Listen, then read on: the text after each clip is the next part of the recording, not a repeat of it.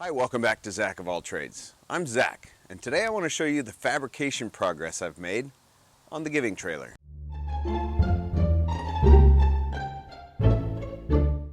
I finally finished sandblasting the whole trailer, to include the underside, and I even got a little bit of work done on the baby moons. And boy, let me tell you, if you've got a bunch of weekends that you don't know what to do with, or if you got a piece of equipment that you want to get really familiar with, yeah, go ahead and sandblast it. That'll take care of all of that.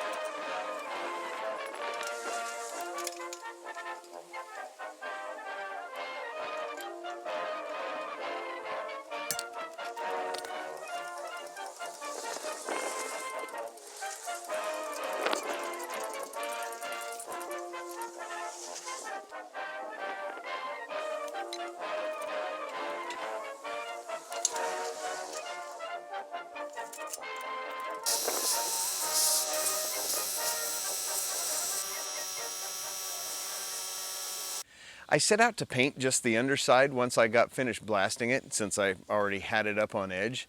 And well, I may have gotten a little bit carried away and painted the whole thing, 2 coats. I was going to film it, but it was about as interesting as, well, watching paint dry. Incidentally, I had a conversation with a friend of mine regarding how much paint was going to be required to cover this frame. See, I had 4 cans of paint in my bag, and he said, I don't think that's going to be enough. So at this point, right here, I have put 2 coats on every surface, underside, rims included, and I have used 8 cans so far of this Rust-Oleum hammered metal paint and primer combo. The biggest reason why I was in such a hurry to paint the whole thing was because it kept flash rusting on me.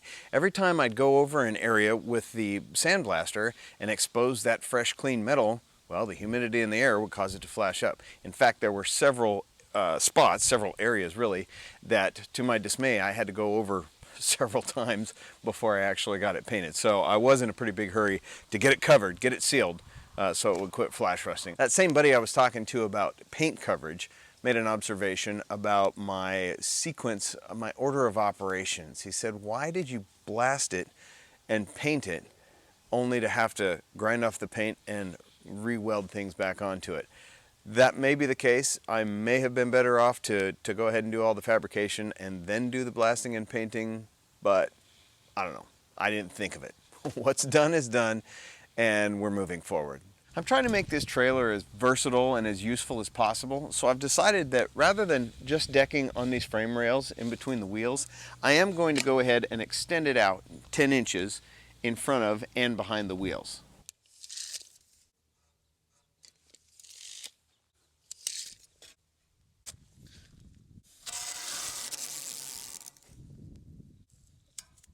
I also want to be able to use it as a drive-on, drive-off snowmobile trailer. Now, I've been out of the snowmobile game for a while, so I did a little research, and it seems as though about the widest that you're going to commonly come across for ski stance is going to be something like about 50 inches. So with that in mind, let me see where I can find 50 inches on the front. Right about here.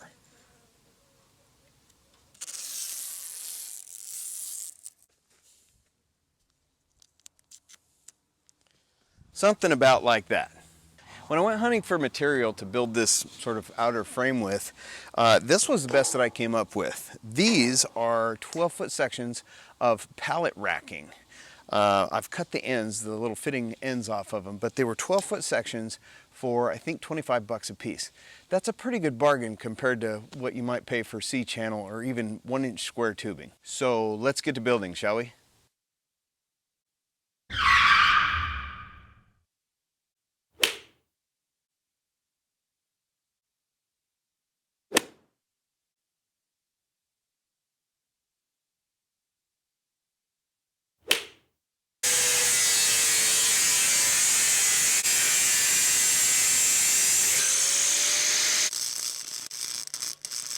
All right, I am feeling a little, shall we say, unintelligent here. Let me show you what I've done. So I think I mentioned that these are 12-foot sections of this pallet racking beam.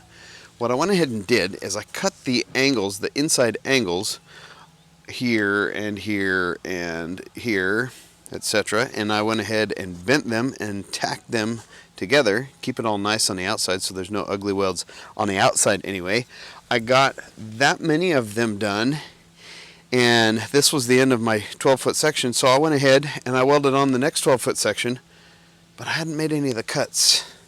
And now this is going to be kind of an awkward thing to try to make the cuts on, where I should have, in hindsight, what I should have done is I should have made the cuts in all of them, all the measurements and the cuts, made all of the cuts, and then just put it on the frame in situ, so to speak, and tack welded it together there. Because although it's pretty square and pretty straight, that frame, there's a little bit of variation to it, and so this frame, this extra stuff really needs welded on the frame to match up with all the angles and stuff. But I guess I will figure it out somehow.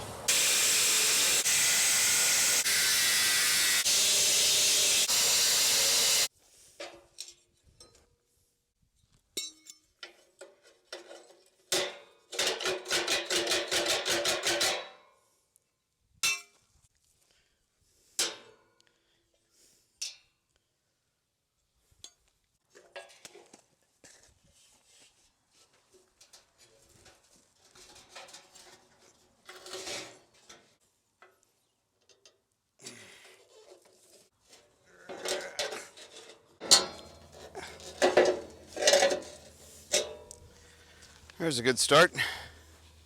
I've got to clamp it down and weld it. Okay, I've got this guy tacked into place. Don't look too closely at those hideous welds. And for the remainder, I'm going to go ahead and work smarter, not harder.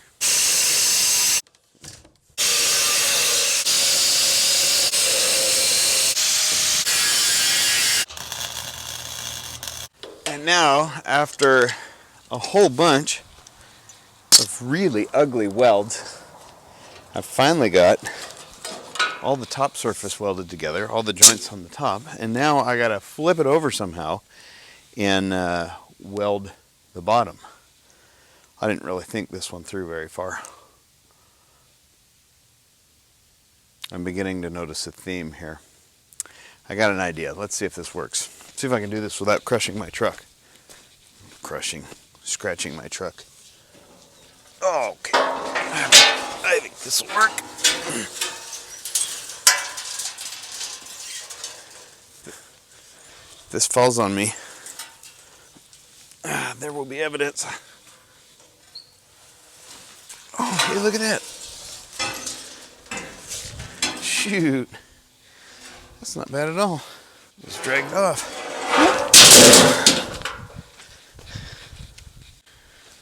Okay, back to welding again. On second thought, it just occurred to me. It's getting towards evening, and I've got two things left that I'd like to get done. I'd like to get all the seams welded up on the bottom of this frame, and I'd also like to get all the extras cut off on the old frame so that there's no overage when the new frame goes onto the top. The problem with this is, I mentioned it's getting towards evening, and the kid's bedroom is one of these right here, right? The window looks right out onto where I'm doing my thing here. And I think running the grinder in the middle of the night is not going to be real conducive to kids' sleep. So I think what I'll do instead is right now, before dinner time and before anybody gets in bed, I'll go ahead and cut off the extra arms here. I've already got them marked. And then that way, after everybody goes to bed, I can come out here and do the welding. We've got blackout curtains, so it's not going to bother anybody.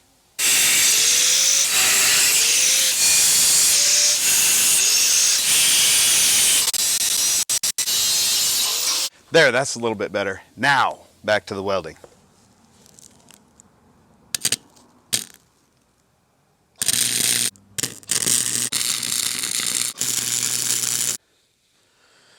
And now we go back up onto the frame.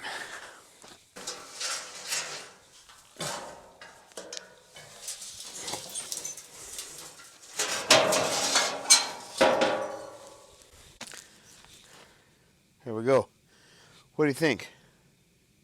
Pretty cool, huh? All right, I'm just kidding. I'll show you another look at it in the morning. Or maybe later in the afternoon. So, here we go. This is what it looks like with all the stuff cut off, the extra stuff cut off. And that is about all I'm going to do for this video. Thanks for watching. See you later.